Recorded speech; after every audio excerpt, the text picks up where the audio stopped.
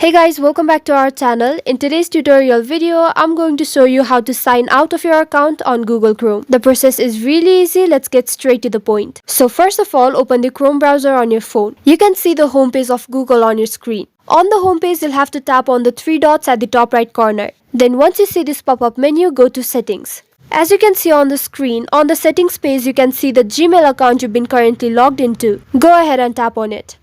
Once you reach this page, all you have to do is tap on the last option, which is sign out and turn off sync. When you turn off the sync, your Chrome data will no longer be linked to your account. If you also want to clear your Chrome data from your device, then you can tap on this small square box. If you don't want to do that, then you can simply let it be. Once you're done, on this pop-up menu, tap on continue. So as you can see on the screen, we've been successfully logged out of our account from Chrome. So this is it for the tutorial. I hope it was helpful. Don't forget to like the video and subscribe to our channel for further tutorials. Thank you.